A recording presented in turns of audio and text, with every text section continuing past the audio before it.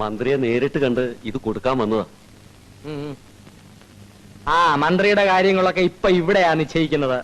ചെക്കാണോ നിവേദനമാണോ? നിവേദനമാണ്. നിവേദനമാണേ അങ്ങോട്ട് കൊടുത്തേക്കടോ.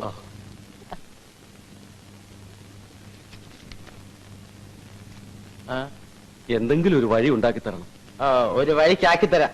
താൻ ധൈര്യമായിട്ട് പൊക്കും. അവന്റെ അമ്മയുടെ ഒരു നിവേദനം.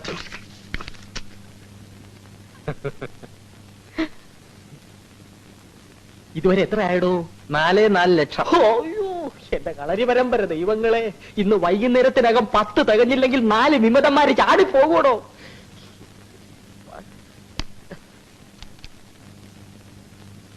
അടുത്ത ആളെ ഇങ്ങോട്ട് എഴുന്നള്ളിക്കണോ.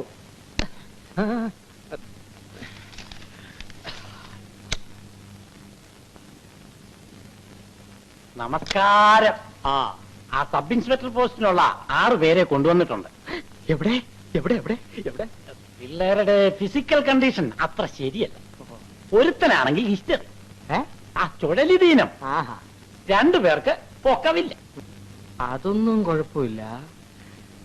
അവയവങ്ങളെല്ലാം ഉണ്ടല്ലോ. ഉണ്ട്. പറഞ്ഞിരുന്ന കാശ് കൊണ്ടുവന്നിട്ടുണ്ടോ? ഉണ്ട്. അപ്പോയിന്റഡ്. ഈ മന്ത്രിസഭ അധികാരത്തിലേറിയിട്ട് അഭിമാനാർഹങ്ങളായ 6 മാസങ്ങൾ പിന്നിട്ടിരിക്കുകയാണ്. എന്റെ സഹമന്ത്രിമാരായ നിങ്ങളുടെ എല്ലാം അകൈനവമായ ആത്മാർത്ഥതയും പ്രയത്നവുമാണ് ഈ വിജയത്തിന് പിന്നിലുള്ളതെന്ന് നന്ദിപൂർവ്വം ഞാൻ സ്മരിക്കുന്നു. കേന്ദ്രത്തിൽ നിന്നുള്ള വിഹിതം പരമാവധി നാം വാങ്ങി ഔദ്യോഗിക തലങ്ങളിലെ അഴിമതികൾ അവസാനിപ്പിച്ചു. ക്രമസമാധാനം പുനഃസ്ഥാപിച്ചു.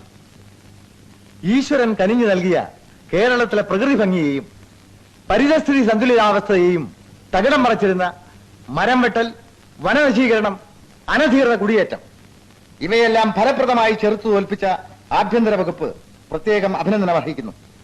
എന്നിരുന്നാലും കൃഷ്ണഗിരി വനങ്ങളിൽ സാമൂഹ്യ വിരുദ്ധരെ നേരിടുന്നതിനിടയിൽ വീരമൃത്യു അടഞ്ഞ സബ് ഇൻസ്പെക്ടർ കൃഷ്ണകുമാർ നമ്മളുടെയൊക്കെ മനസ്സിൽ ദുഃഖസ്മരണകൾ ഉണർത്തുന്നു. കൃത്യവിലോപം കൊണ്ടല്ല, എങ്കിലും അതിനിടയാക്കിയവരെ പിടികൂടാനുള്ള കാലവിളംബരം അനാവശ്യമായ അപവാദങ്ങൾക്ക് വഴിയൊരുക്കും. ചുരുങ്ങിയ കാലമേ അധികാരം നമ്മുടെ കൈകളിലുണ്ടാവും. കറപുരളാത്ത കൈകളോടെ ഇനിയും നമുക്ക് ജനമധ്യത്തിലേക്ക് ഇറങ്ങിച്ചെല്ലേണ്ടതാണെന്നുള്ള വസ്തുത നാം ഒരിക്കലും മറക്കരുത്. 1 വർഷം കഴിഞ്ഞാൽ അയാൾ നിന്നെ എടുത്ത് പുറത്തു കളയും. അതിനുള്ളിൽ കടിഞ്ഞാൻ നീ കൈവശപ്പെടുത്തിയിരിക്കണം. ഞാൻ പറയുമ്പോ ഇവിടത്തേക്ക് വിഷമം തോന്നരുത്. പോലീസ് അസോസിയേഷനിലൊക്കെ ഇത്തിരി അബ്ജക്ഷൻസ് ഉണ്ട്, പ്രത്യേകിച്ച് ഓഫീസേഴ്സ് അസോസിയേഷനിൽ. കൃഷ്ണകുമാർ മരിച്ചിട്ട് ഇത്രയും നാളായിട്ടും ഇതേവരെ ജയനെയും കൂട്ടരെയും. ജയൻ എന്റെ പോക്കറ്റിലാണോ കിടക്കുന്നത്? പിടിക്കേണ്ടത് അവരല്ലേ, ഞാനാണോ? പ്രതിയെ പിടിക്കേണ്ടത് പോലീസുകാരുടെ കടമയാണ്. ആഭ്യന്തരമന്ത്രിക്ക് ലാത്തിയും തൂക്കി ഇറങ്ങി നടക്കാൻ ഒക്കത്തില്ല. തന്നെയുമല്ല, ഇവിടത്തെ ആൾക്കാർ കാശും പണവും വാങ്ങി പോലീസിൽ ആളെ എടുക്കുന്നുവെന്ന് പരാതിയുമുണ്ട്. കുറെ പുണ്യവാളന്മാര്. ഈ കൈക്കൂലിയൊക്കെ നിർത്താൻ എനിക്കും അറിയാം. 1.5 രൂപ വാങ്ങിക്കുന്ന സാധാ കോൺസ്റ്റബിൾ തുടങ്ങി 10,000-ഉം ലക്ഷവും വാങ്ങിക്കുന്ന നിങ്ങൾ IPS കാരുടെ വരെ കൈക്കൂലി ഞാൻ നിർത്തി കാണിച്ചു തരാം. കാണണോ? അല്ല, അത് വേണ്ട. ചെകുത്താൻ വേദം ഓതണ്ടെന്ന് അവരോട് പറഞ്ഞേക്ക്. ഇന്നലെ CM-ഉം 2 കല്ല് വെച്ച് വർത്തമാനം പറഞ്ഞു. എനിക്കതൊന്നും മനസ്സിലാകാഞ്ഞിട്ടല്ല. അതൊക്കെ പോട്ടെ, അസൂയക്കാരങ്ങനെ പലതും പറയും. എനിക്കിന്നൊരു ന്യൂസ് കിട്ടി. എന്താണ്? ജയൻ തിരുവനന്തപുരത്ത് എവിടെയോ ഉണ്ട്. നമ്മുടെ മൂക്കിന് താഴെ തന്നെ ആവുമ്പോ ആരും സംശയിക്കില്ലല്ലോ. നേരോ നുണയോ എന്നറിയില്ല, വെറും ഒരു ന്യൂസാണ്. ഇവിടെ എവിടെയോ ഒരു ഒളി സങ്കേതത്തിൽ അയാളുണ്ട്. അയാൾക്കെതിരായുള്ള നമ്മുടെ നീക്കങ്ങളെല്ലാം കൃത്യസമയത്ത് അയാൾ അറിയുന്നുമുണ്ട്.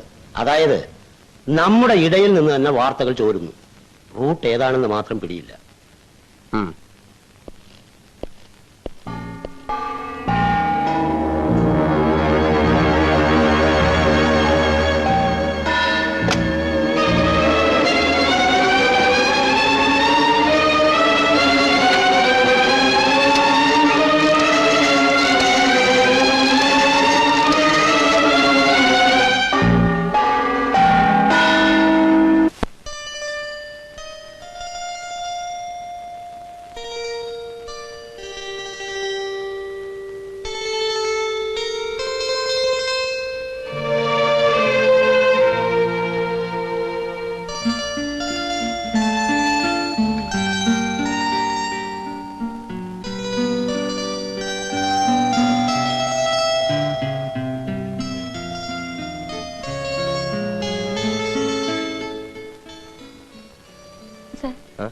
ഞാൻ പൊയ്ക്കോട്ടെ.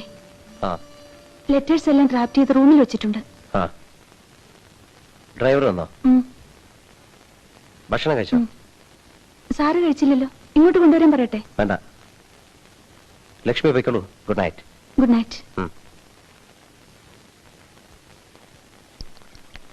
മഹി, എന്റെ വിഷമം കൊണ്ട് ചോദിക്കുകയാണ്. മഹിക്ക് എന്തു പറ്റി? എന്താ? കുറെ ദിവസങ്ങളായി ഞാൻ ശ്രദ്ധിക്കുന്നു. മഹിക്ക് എന്തോ പറ്റിയിട്ടുണ്ട്.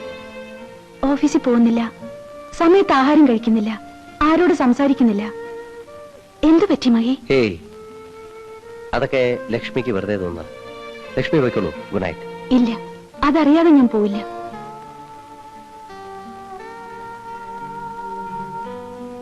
ഞാൻ വെറും ഒരു പി ആണെങ്കിൽ ഗുഡ് നൈറ്റ് വേണ്ട, ഗെറ്റ് ഔട്ട് പറഞ്ഞാൽ മതി. ഞാൻ പൊയ്ക്കൊള്ളാം. ഞാനിത് അന്നേ ഊഹിച്ചതാ. മഹിപ്പോൾ ഇത്ര പാവം പിടിച്ച ഒരാൾക്ക് പൊളിറ്റിക്സ് പറ്റില്ല. ദേഷ്യവും റെഫറൻസും ഒക്കെ പുറമേ ഉള്ളൂ. മഹിയുടെ ഉള്ള വെറും സോഫ്റ്റാ. മനസ്സിലുള്ള വിഷമം ഇഷ്ടവും വിശ്വാസമുള്ള ആരോടെങ്കിലും പറഞ്ഞാൽ തീരും. അതങ്ങനെയാ.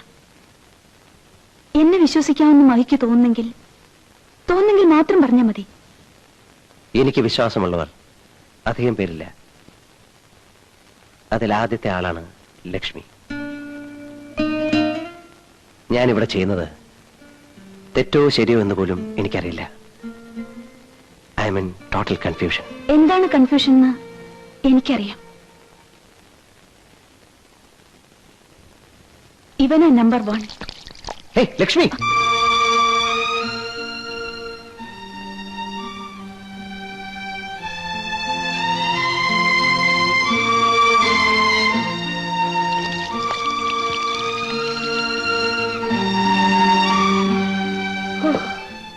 ഒരു കൺഫ്യൂഷൻ തീർന്നു.